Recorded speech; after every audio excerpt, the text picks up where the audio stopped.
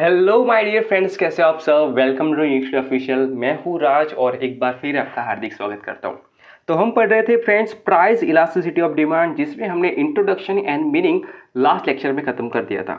आज से हम स्टार्ट करने जा रहे हैं प्राइस इलास्टिसिटी ऑफ डिमांड के टाइप्स, जहाँ पे आज हम कंप्लीट करेंगे फर्स्ट एंड सेकेंड नंबर, जो कि होगा perfectly elastic demand and perfectly in elastic demand. ठीक है, ये दो टॉपिक को हम खत्म करेंगे और बाकी के जो टाइप्स होंगे वो हम नेक्स्ट लेक्चर में देख लेंगे। ठीक है, तो अभी टाइप्स को स्टार्ट करने से पहले मैंने जो आपको एक एग्जांपल दिया था लास्ट लेक्चर में, उसको थोड़ा याद कर दें।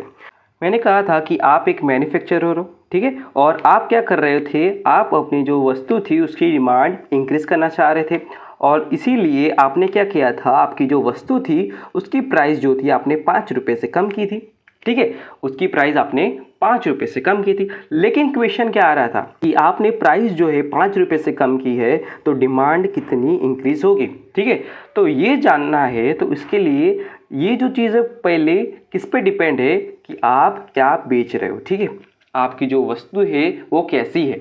सपोज करो वो हो सकती है नेसेसिटी। ठीक है, नेसेसिटी यानी कि वो चीज़ जो जीने के लिए एकदम ज़रूरी है। ठीक है, आप जो बेच रहे हो वो एक तो नेसेसिटी हो सकती है।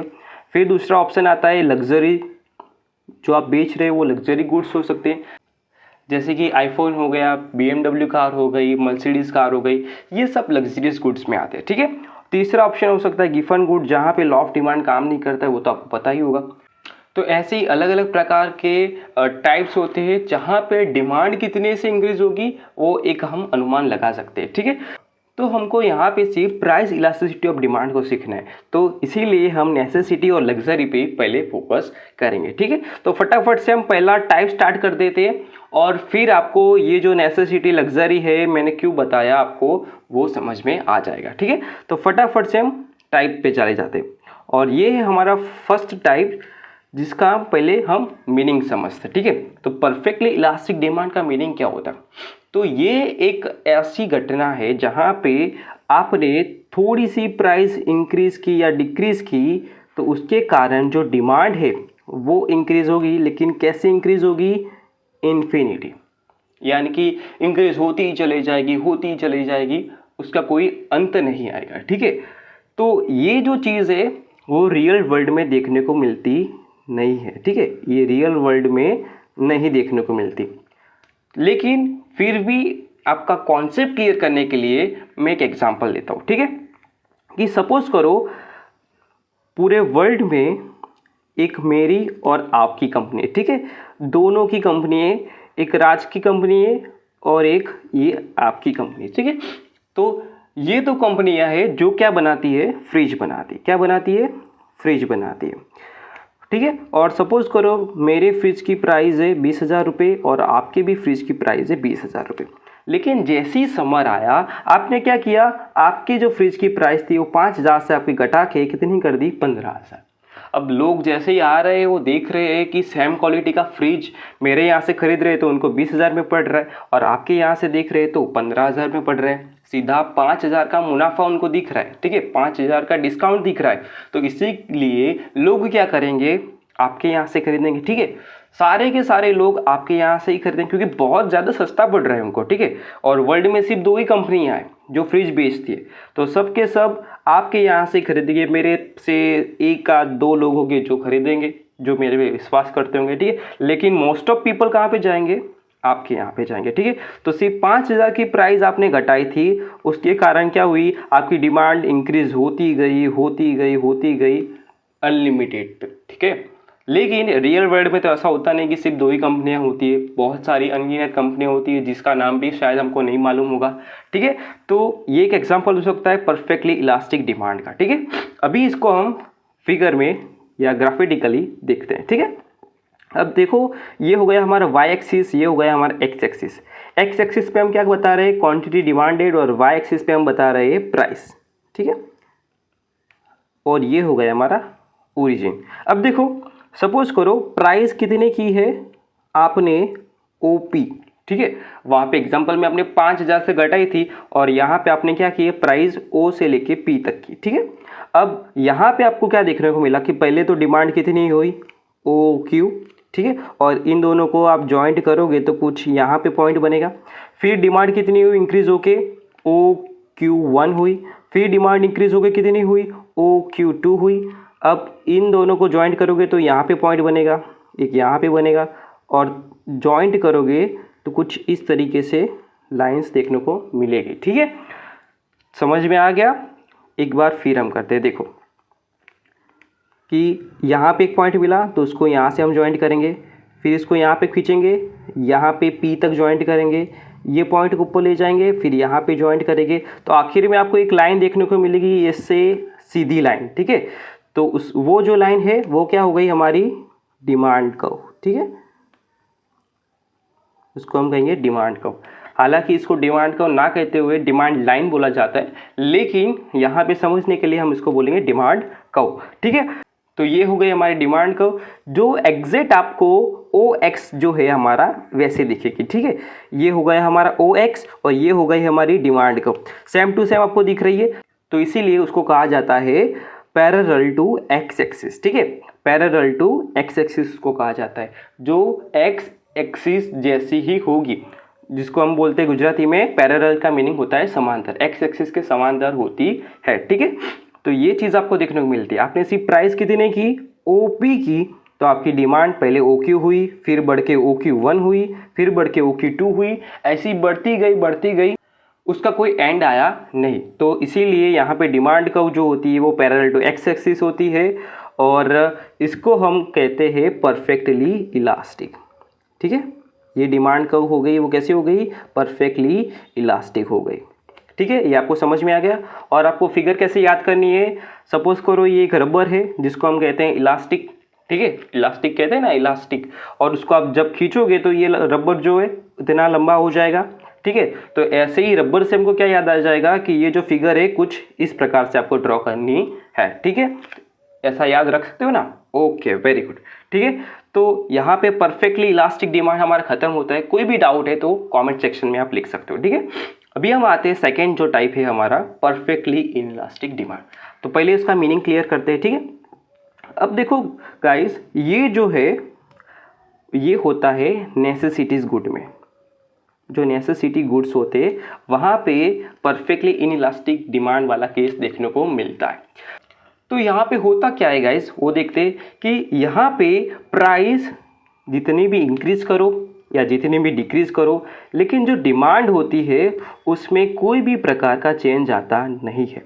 सपोज प्राइस 50 थी और वहाँ पे सपोज करो 100 की डिमांड थी, और प्राइस बढ़ा के अगर 60 करो 70 करो, लेकिन जो डिमांड है वो 100 यूनिट्स की ही रहती है, वहाँ पे डिमांड में किसी भी प्रकार का चेंज नहीं आता, तो उसको हम कहते हैं परफेक्टली इनइलास्टिक डिमांड। ठीक है, और प्राइस घटा भी दे, अगर 40 कर दे 30 कर दे, तब भी जो डिमांड है वो 100 की रहती है, वहाँ पे किसी भी प्रकार का चेंज नहीं होता है, तो इसे कहा जाता है परफेक्टली इनइलास्टिक डिमांड। ठीक है गाइस, इतना समझ में आ गया। ओके, अभी इसका हम एग्जैक्ट एग्जांपल देखते हैं। ठीक है, अब सपोज करो फ्रेंड्स कि एक डायबिटीज़ वाला पर्सन जिसको डायबिटीज़ हुई है, ठीक है, और वो जो है पर डे में 1 से 2 गोली खाता है। ठीक है, सपोज करो 1 गोली खाता है और वीकली 7 गोली वो डायबिटीज़ की खाता है, जिससे उसका जो डायबिटीज़ है वो अंडर कंट्रोल है। ठीक है, तो उसकी ज़रूरत कितनी हो गई, 1 वीक की 7 गोलियाँ। ठीक है, 7 दवाइयाँ हो गई उसकी, तो ये तो उसको लेनी ही है, अगर वो नहीं लेगा तो उसकी तबीयत बिगड़ जाएगी और वो मर भी सकता है। ठीक है, तो ये क्या हो गया, उसकी नेसेसिटी हो गई, परफेक्ट नेसेसिटी, उसके बिना वो जी नहीं पाएगा। ठीक है, तो एक नेसेसिटी हो गई।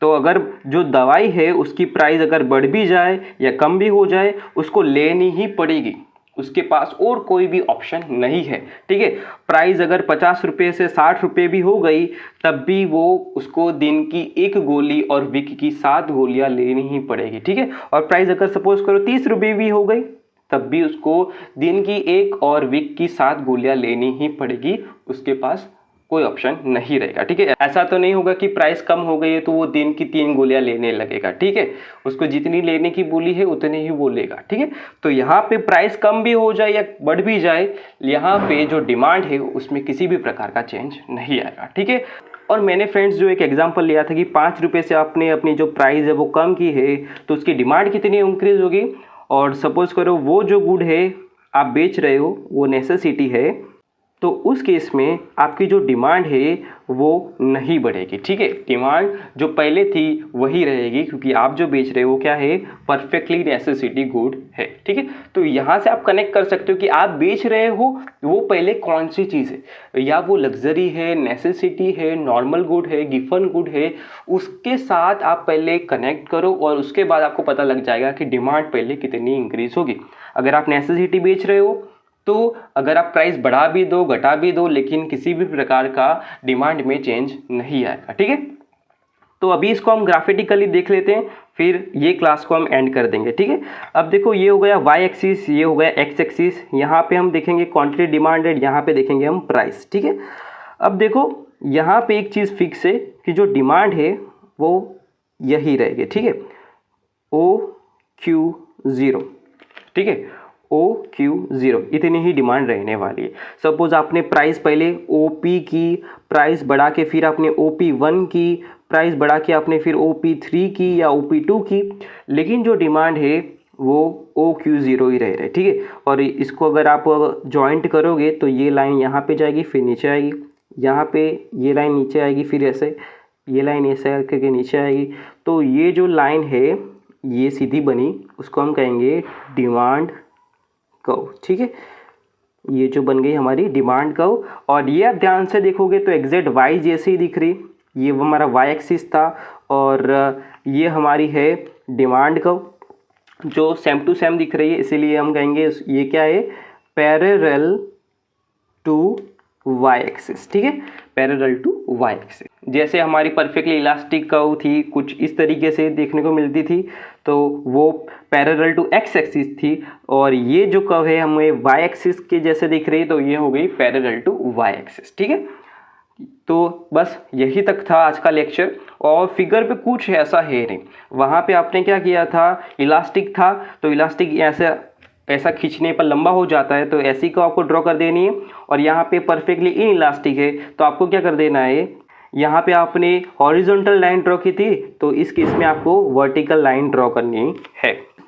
और एक और चीज़ महत्वपूर्ण जो यहाँ पे रह गई, मैं बताना भूल गया, कि यहाँ पे जो है वो इलास्टिसिटी आपको कैसे दिखने को मिलेगी, इन्फिनिटी। इस केस में ये देखने को मिलेगी जब जो इलास्टिसिटी है वो परफेक्टली इलास्टिक है, ठीक है। तो उस केस में आपको इलास्टिसिटी इन्फिनिटी देखने को मिलेगी, और ये लिखना खास ज़रूरी है, उसके अलावा चलेगा नहीं। और जब हम बात कर रहे हैं परफेक्टली इनइलास्टिक डिमांड की, तो वहाँ पे जो इलास्टिसिटी है वो ज़ीरो देखने को मिलेगी। आप कैसे याद रख सकते हो इसको, कि यहाँ पे आपने क्या किया, प्राइस इंक्रीज की, डिक्रीज की, लेकिन डिमांड में किसी भी प्रकार का चेंज नहीं आया, तो डिमांड नहीं बढ़ी, तो इसीलिए हम करेंगे ज़ीरो, ठीक है। और ये फर्स्ट वाले केस में आप कैसे याद रखोगे, तो यहाँ पे आपने क्या किया, प्राइस थोड़े से कम किया, लेकिन डिमांड कितनी हो गई, इन्फिनिटी तक बढ़ गई, बढ़ती चली जा रही, बढ़ती चली जा रही। अगर डिमांड इन्फिनिटी है तो इलास्टिसिटी भी आपको कैसे याद रखना है, कि ये भी क्या होगी, इन्फिनिटी होगी, ठीक है। तो इस तरीके से आप याद रख सकते हो। और कोई भी गाइज आपको डाउट आ रहा है तो ज़रूर से बताना, और मिलते हैं नेक्स्ट लेक्चर में बाकी सारे टाइप्स के साथ। तो तब तक के लिए जलसा कर जो, आओ जो, बाय बाय।